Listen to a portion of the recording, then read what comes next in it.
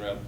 He says, when you go, salute no man by the way, whatever house you go into, say, peace be to this house. And if the Son of Peace be there, your peace shall rest upon it. If not, then your peace shall return unto you. And he says, in the same house remain. Remain in that same house. Don't go from door to door. Remain in that same house.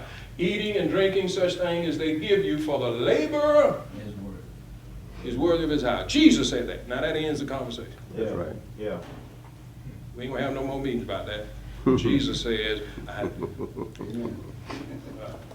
carry neither purse. What's that? That's a money bag. What does that imply? You going out to do the Lord's work and you ain't carrying no money with you? Well, Make it plain.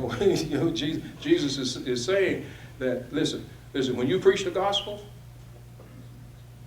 money's going to come. yes, sir. When you preach the gospel to people who are touched by the gospel, who have the right spirit in them, money will come. Carry no scrip. That's a knapsack. What's a knapsack for? Carrying your clothing.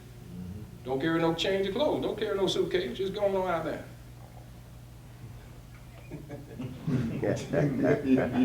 Carry no shoes. Now what that means is no extra shoes. That should give you some concept about what Jesus thought the responsibilities of the people were that were going to hear this gospel. Yeah. Eating and drinking, such things as they give. The labor is worthy of his house.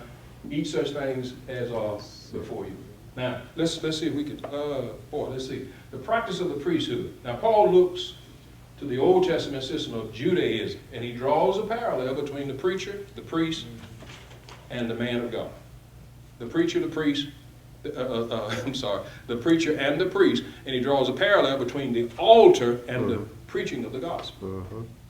Now, it's legitimate to do that, because Paul did it.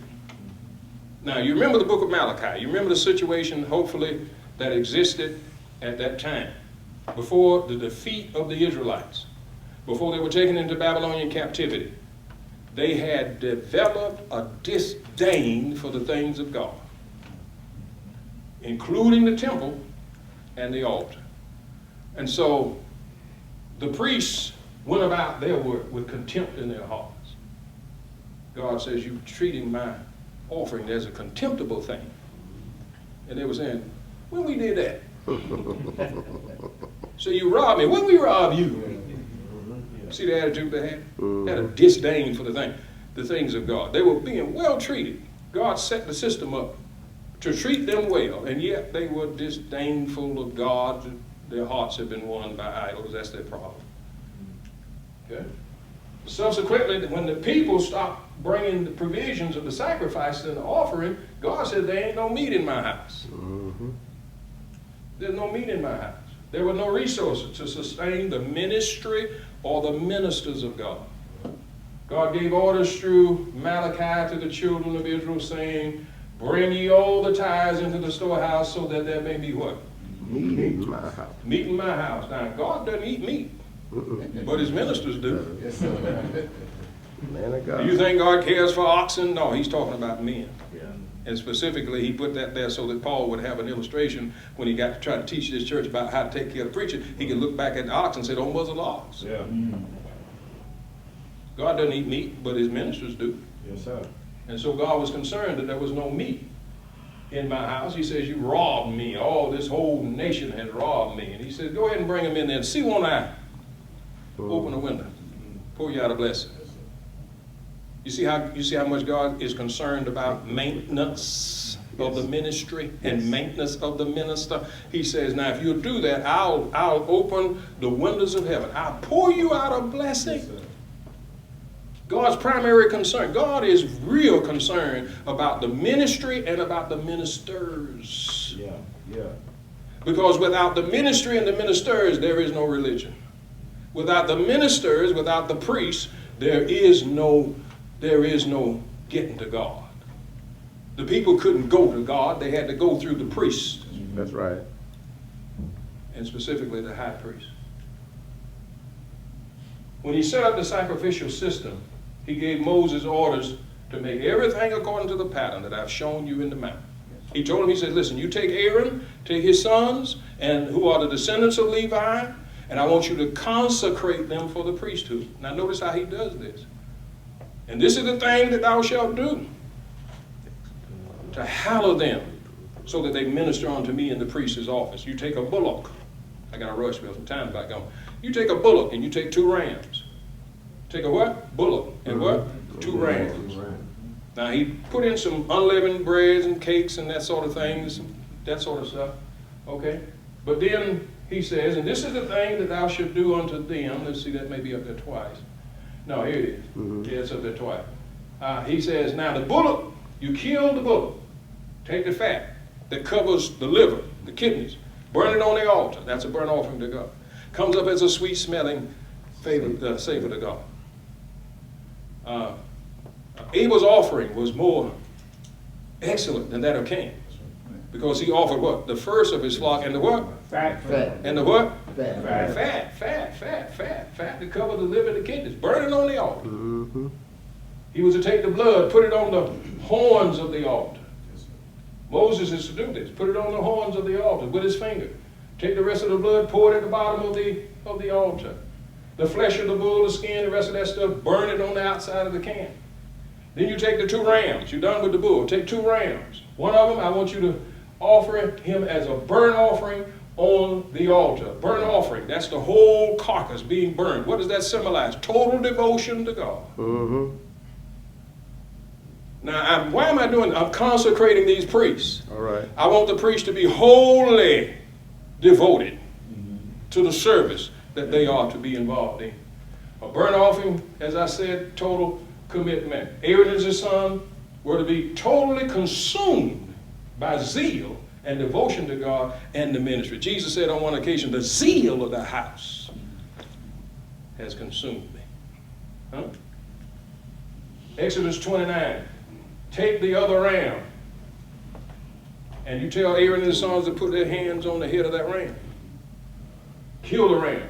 Take the blood. Do what with it? Put it on the right tip, the tip of Aaron's right ear. Mm-hmm. Put the blood on the tip of his son's right ear. He's already taken blood and put it on the tip of the ear of the altar. Tip of the ears of the altar. Uh-huh. I want you to take blood and put it on their right thumb, their right toe, right big toe. What you do to the altar, you do to them. Yeah. You put blood on them, you put blood on the altar. Partakers with the altar. The people sitting there watching this say, well, those priests that God has consecrated for his service, what he's doing for the altar, he's doing for them. That's right. Y'all see that? There's some other stuff that he did, sprinkling the blood, and my time is running out, but they would have become partakers with the altar of God. The sacrifices that were offered upon the altar and consumed by fire, portions of those sacrifices were consumed by Aaron and his sons. Yeah. Now we're getting down to how you compensate the preacher.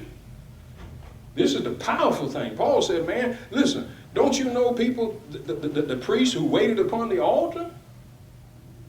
They partook of the things of the altar. Uh-huh. Yes, sir. Now we can figure out what those things were. We get some sense about how God regards his preachers and how he regards his priests and his ministers, and to what level and to what extent he wants them provided for. All right.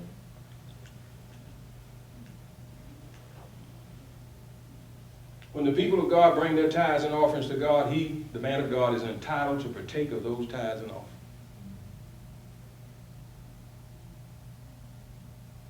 Amen. Who do y'all think that offering was for? Smarter, power, and light. Watch this. Aaron and his son shall eat the flesh of the ram and the bread that is in the basket by the door of the tabernacle of the congregation. Yes, sir. Yes, sir. You don't tell him he can't eat. What you mean can't eat, man? He preached down here. He teaches the people down here. Everything that's brought down here to me, they are going to share in it. And don't you try to cut them off by cutting me off. 32. That's what they did over there in Malachi. They stopped bringing this stuff down there. God said, ain't no meat in here. If there's no meat in here, how are my ministers going to carry out the services that I have ordained that are essential for your atonement and for your standing with me. No blood, no forgiveness. That's right. And if there's not a priest to go into the Holy of Holies to put that blood on the mercy seat, guess what? No putting forth of the remembrance of sin. That's right. Yes, sir. Now, y'all think this is a light thing, but this is serious business when y'all stop bringing meat to my house. Yeah. Amen.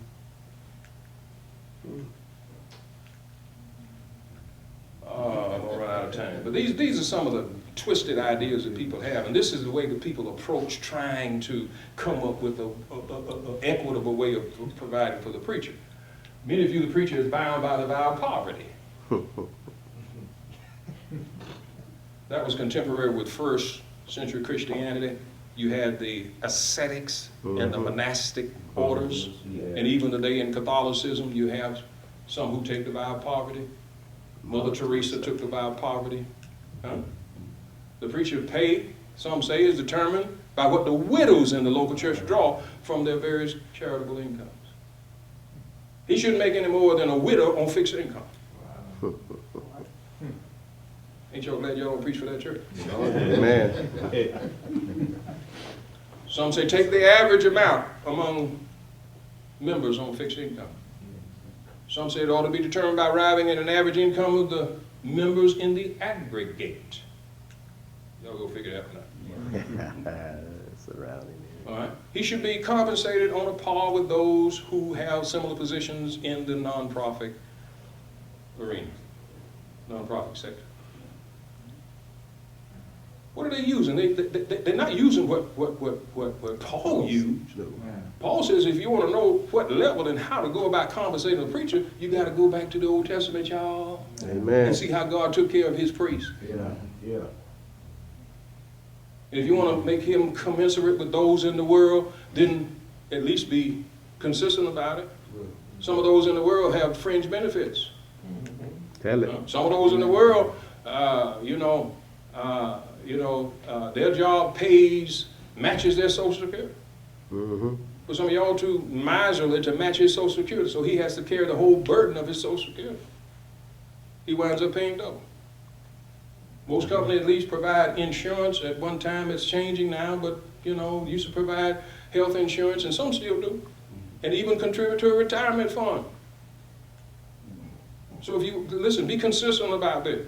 When the maintenance of an office is required and a person has to travel, if he's working for a good company, they will usually give him a stipend for that. They will usually provide him a car allowance or they'll provide a car. Mm-hmm. Yeah.